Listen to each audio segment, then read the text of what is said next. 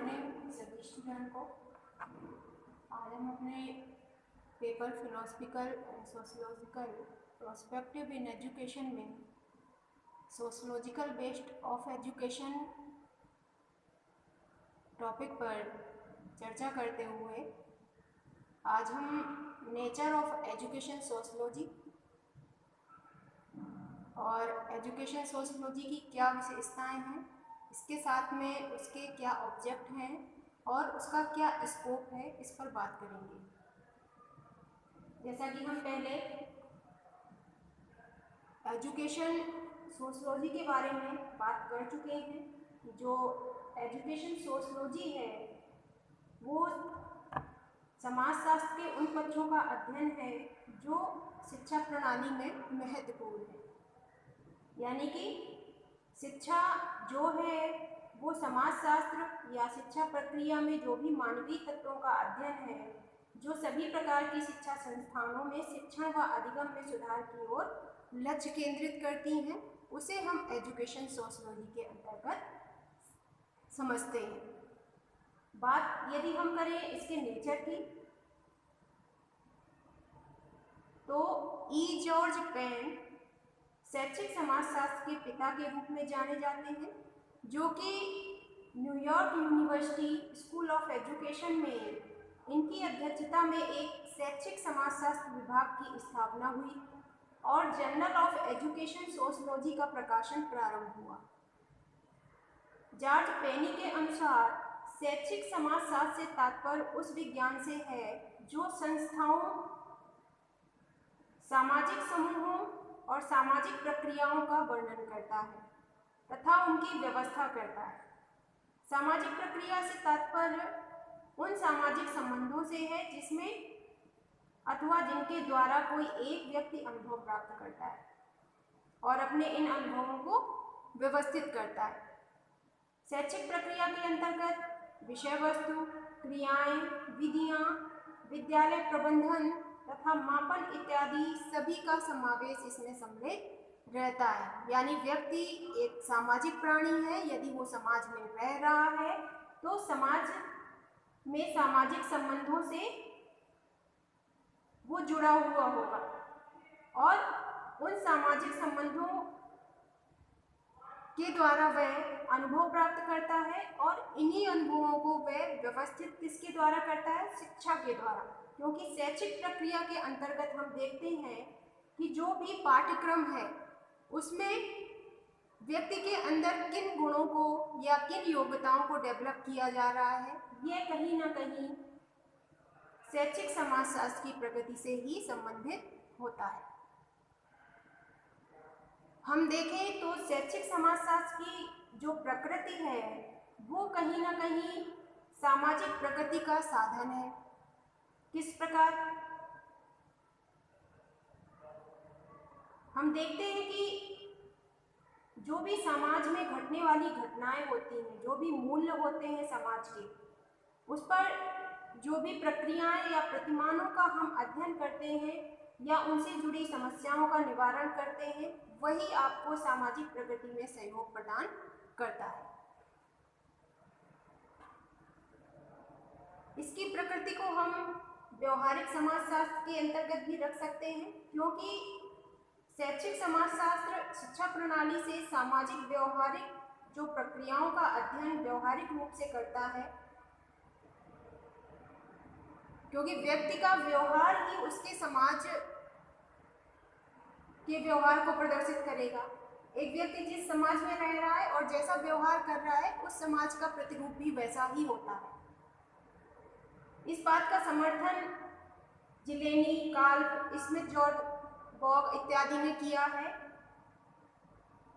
व्यवहारिक समाजशास्त्र के अंतर्गत उन्होंने शिक्षा प्रणाली के माध्यम से सामाजिक व्यवहारिक प्रक्रियाओं का अध्ययन करने की बात कही है।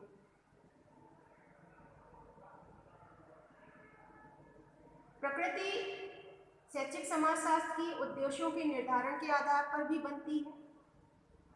शैक्षिक समाजशास्त्र विद्यालय में शिक्षा के प्रमुख एवं विभिन्न उद्देश्यों के निर्धारण का आधार भी माना जाता है, क्योंकि इन उद्देश्यों का निर्धारण सामाजिक हित एवं प्रकृति को ध्यान में रखकर किया जाता है और उद्देश्यों के निर्धारण के आधार को आपके स्टेडन और पीटर्स, क्लीमेट्स आदि ने इसका समर्थन किया है। सामाजिक प्रक्रिया का विश्लेषण, एनालिसिस ऑफ सोशियोलॉजिक प्रोसेस की बात अगर हम करें तो इसके अंतर्गत समाज में समाजीकरण की प्रक्रिया का अध्ययन किया जाता है और इसके पश्चात शिक्षा प्रणाली के माध्यम से संपूर्ण सामाजिक प्रक्रिया का विश्लेषण किया जाता है। सामाजीकरण की प्रक्रिया के विश्लेषण के सिद्धांत के प्रतिपादक आपके बुट महोदय हैं, जिन्होंने इसको पूर्ण रूप से ये बताया कि समाज में जो भी समाजीकरण की प्रक्रिया है वह शिक्षा प्रणाली के माध्यम से हम संपूर्ण सामाजिक प्रक्रिया का विश्लेषण कर सकते हैं। शैक्षिक कार्यकर्ताओं के लिए प्रशिक्षण की यदि हम बात करें तो शैक्षिक समाजशास्त्र शैक्षिक कार्यकर्ताओं के लिए एक प्रशिक्षण है, क्योंकि इसमें शैक्षिक प्रणाली के अंतर्गत सामाजिक प्रक्रियाओं, प्रतिमानों इत्यादि के बारे में प्रशिक्षण लेते हैं। विद्यालय और विद्यालय में और समुदाय के बीच जो भी अन्योन्य क्रिया का विश्लेषण की यदि हम बात करें तो शैक्षिक समाजशास्त्र जो है वह विद्यालय में तथा विद्यालय और समुदाय के बीच होने वाली सामाजिक अंतःक्रिया का विश्लेषण करता है और इस मत का प्रतिपादक आपके कुक महोदय, विल्सन और एफ.जे. ब्राउन के द्वारा किया गया है। तो इस तरह हम देखते हैं कि जो शैक्षिक समाजशास्त्र की प्रकृति है वो कहीं ना कहीं शैक्षिक समाजशास्त्र सामाजिक प्रकृति का साधन है, इस रूप में हम देखते हैं। दूसरा, व्यवहारिक समाजशास्त्र के रूप में हम इसको देखते हैं। तीसरा, उद्देश्यों के निर्धारण के आधार पर हम इसको आंकते हैं। सामाजीकरण की प्रक्रिया का विश्लेषण करना भी इसका नेचर है और शैक्षिक कार्यकर्ताओं के लिए प्रशिक्षण के साथ विद्यालय में और विद्यालय एवं समुदाय के बीच जो भी अंतःक्रिया है उसका विश्लेषण भी शैक्षिक समाजशास्त्र की प्रकृति के अंतर्गत देखा जाता है। इन सभी विचारों को यदि आप ध्यान दें तो शिक्षा के लिए समाजशास्त्री सिद्धांतों के प्रयोग मात्र से हम इनके सिद्धांतों पर आधारित शैक्षिक समाजशास्त्र की बात करते हैं, जिसमें हम देखते हैं कि जो भी शैक्षिक कार्यक्रमों में सुधार लाया जा सके, यानी कि शैक्षिक समाजशास्त्र की वह शाखा कही जा सकती है जो विद्यालय तथा समुदाय में शैक्षिक प्रक्रिया के मध्य सामाजिक शक्तियों को समझने तथा नियंत्रण करने का प्रयास करती है। तो कहीं ना कहीं इसकी जो प्रकृति है वो पूर्ण रूप से सामाजिक शक्तियों को समझने और नियंत्रित करने में शैक्षिक प्रक्रिया को एक माध्यम के रूप में स्वीकार करती है। बात यदि हम करें शैक्षिक समाजशास्त्र की विशेषताओं की, तो क्या हो सकती है इसकी विशेषता? सबसे पहला तो हम देखेंगे कि शिक्षा समाजशास्त्र जो है वह सामाजिक समूहों का वैज्ञानिक अध्ययन है। यह व्यक्ति और उसके सांस्कृतिक वातावरण के मध्य होने वाली अंतःक्रिया है। यह समाजशास्त्र का समन्वित रूप है। यह समाज की एक शिक्षा प्रक्रिया है, यानी समाज में चलने वाली एजुकेशन प्रोसेस है और समाज में उन्नति तथा विकास के लिए सामाजिक प्रक्रियाओं एवं सामाजिक अंतःक्रियाओं का अध्ययन भी है। यह समाज की समस्त संस्थाएं जैसे आपका राज्य, धर्म, समाज, आदर्शों, नियमों आदि के पक्षों का भी अध्ययन करता है। शैक्षिक समाजशास्त्र के जो भी मूल तत्व हैं, सामाजिक परिवर्तन, सामाजिक नियंत्रण, सामाजिक गतिशीलता आदि का अध्ययन भी हम एजुकेशनल सोशियोलॉजी के अंतर्गत ही करते हैं। तो ये इस तरह से हमने देखा कि वैज्ञानिक अध्ययन, सामाजिक समूहों का करना, अंतःक्रिया की बात करना, चाहे वो व्यक्ति और उसकी संस्कृति के मध्य होने वाली जो भी अंतःक्रिया है, या समाजशास्त्र का समन्वित रूप के रूप में हम इसे देखते हैं। समाज की उन्नति और विकास के लिए सामाजिक प्रक्रिया और सामाजिक अंतःक्रियाओं का अध्ययन भी हम इसी के अंतर्गत देखते हैं। तो ये कुछ मेन पॉइंट थे जो मैंने आपके समक्ष रखे शैक्षिक समाजशास्त्र की विशेषताओं से संबंधित। अब हम बात करते हैं शैक्षिक समाजशास्त्र के उद्देश्यों की। तो क्या उद्देश्य निर्धारित कर सकते हैं हम एजुकेशन सोशलॉजी के? तो इसके कुछ निश्चित उद्देश्य हैं।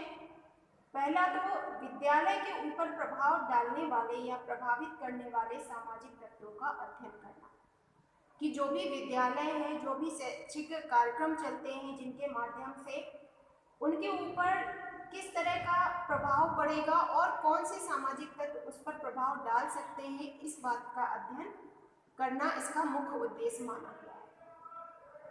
साथ में सामाजिक तत्वों का अध्ययन करते हुए उनके द्वारा छात्रों पर पड़ने वाले प्रभावों का ज्ञान प्राप्त करना, कि जो भी सामाजिक तत्व हैं जिनका हम प्रभाव विद्यालयों के ऊपर पड़ रहा है, तो उनका अध्ययन करते हुए हम उन तत्वों का प्रभाव छात्रों पर किस प्रकार पड़ेगा, इसकी बात या इसके उद्देश्य का निर्धारण भी एजुकेशनल आपका सोशलॉजी करता है।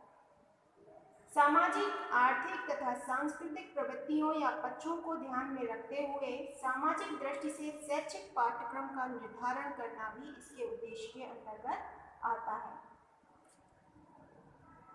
सामाजिक प्रकृति के लिए शिक्षक एवं विद्यालय के कार्यों का सामाजिक संदर्भ में ज्ञान प्राप्त करना भी इसके उद्देश्यों के अंतर्गत सम्मिलित किया जाएगा।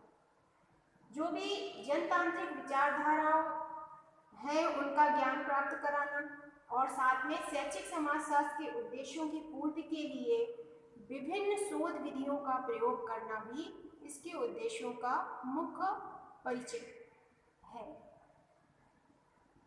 अब हम बात करते हैं स्कोप ऑफ एजुकेशनल सोशलॉजी की, कि इसके क्षेत्र क्या क्या हो सकते हैं शैक्षिक समाजशास्त्र के।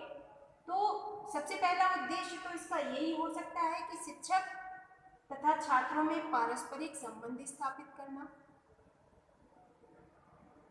समाज में शिक्षक की स्थिति का स्थान क्या हो सकता है, सामाजिक समस्याएं या आवश्यकताएं एवं प्रेरणाएं किस प्रकार से हो सकती हैं, या समाज की छोटी बड़ी विभिन्न इकाइयां एवं उनके मध्य परस्पर संबंध के रूप में हम इसके क्षेत्र को देखते हैं। विद्यालय एवं स्थानीय सामाजिक संस्थाओं के मध्य परस्पर संबंध को हम इसके क्षेत्र के रूप में जानते हैं। व्यक्ति एवं समाज की प्रकृति के लिए पाठ्यक्रम में जरूरी परिवर्तन की यदि बात करें तो ये भी इसके क्षेत्र के अंतर्गत आ जाता है। आलोचनात्मक चिंतन एवं अन्वेषण को प्रोत्साहन देना, रेडियो, चलचित्र, प्रेस का समाज की प्रक्रिया में मूल्यांकन की स्थिति को देखना और व्यक्तित्व के विकास के लिए शिक्षण पद्धतियों का निर्धारण करना, ये शैक्षिक समाजशास्त्र के क्षेत्र के रूप में हम इसे देख सकते हैं। जैसा कि मैंने कुछ पॉइंट यहाँ पर लिखे हुए हैं शैक्षिक समाजशास्त्र का क्षेत्र, तो इसमें आप देख रहे हैं कि शिक्षा द्वारा समाजीकरण, शिक्षा तथा सामाजिक संबंध की बात करता है, शिक्षा के सामाजिक साधन की बात करता है, ये इसके उद्देश्य जो हैं, और शिक्षा द्वारा सामाजिक परिवर्तन के साथ में शिक्षा द्वारा सामाजिक प्रकृति और शिक्षा द्वारा जनतंत्रीय भावना को प्रोत्साहन करना इसके क्षेत्र के अंतर्गत है। शिक्षा तथा जनसंचार, ये भी इसके क्षेत्र को निर्धारित करता है, और सामाजिक अंतःक्रिया जो है वह कहीं ना कहीं इसके क्षेत्र से जुड़ी हुई है। तो सामाजिक नियंत्रण एवं सामाजिक प्रकृति के जो भी साधन है उनकी खोजबीन करना, और बालक एवं विद्यालय एवं सामाजिक जीवन के जो भी प्रभाव का अध्ययन है, विद्यालय में जनतांत्रिक भावना का विकास करना, इसके क्षेत्र के अंतर्गत हम इसको रख सकते हैं।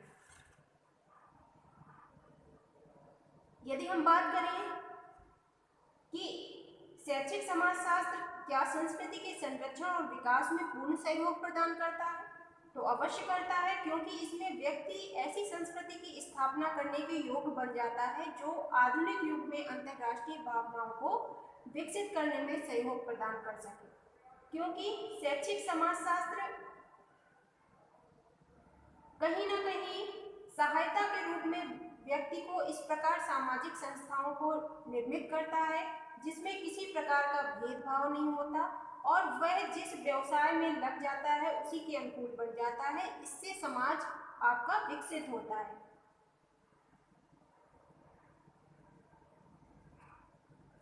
बात करते हैं हम शैक्षिक समाजशास्त्र में जो बालक है, तो समाज में वह पूर्ण स्वतंत्र रहने के सभी रास्ते सहज रूप से उपलब्ध कराता है शैक्षिक समाजशास्त्र बालक को, और नए रास्तों की तलाश करने में सार्थक भूमिका भी निभाता है, क्योंकि उसका जीवन पूर्णतः सुखी, समृद्ध और आनंदमय रहे।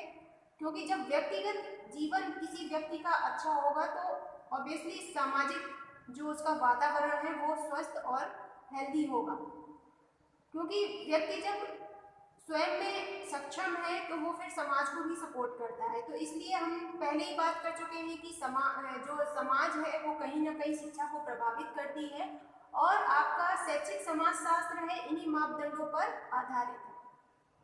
तो ये था आपका नेचर ऑफ एजुकेशनल सोशियोलॉजी, इसकी कुछ विशेषताएं, इसके कुछ उद्देश्य और साथ में क्षेत्र से हमने परिचय प्राप्त किया। अगली क्लास में हम इसके प्रभाव को और शैक्षिक समाजशास्त्र तथा शिक्षा में समाजशास्त्र के अध्ययन के अंतर को समझेंगे।